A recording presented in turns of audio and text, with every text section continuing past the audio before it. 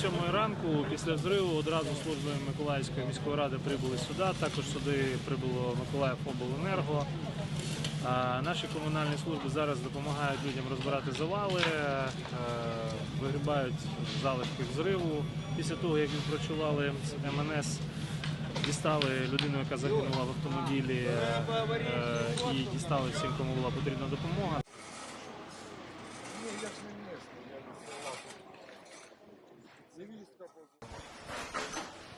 Во, ничего нема.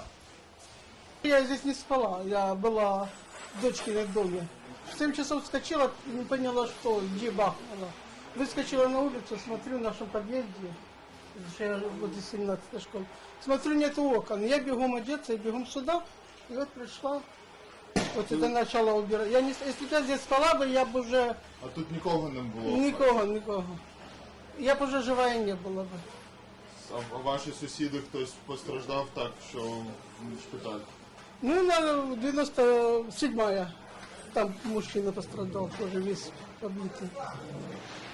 Я его тоже не знаю, что того. На Диву, говорят, обращаться. Я не знаю, куда, я не понимаю это. Что помощь какая-то, вот все разбито. Вот с телевизора вот что осталось. Это был телевизор. Ну, посмотрите, вторая комната. Вот это вот все разрушено. Стены там снимите у нас. Это ребят попросила, чтобы помогли. Выносить, это что рука болит, не могу. Ви з самого ранку прийшли сюди? Да, Відразу вот 7 після часов, вибуху? да, вот 7 часов бахнуло, я прибежала.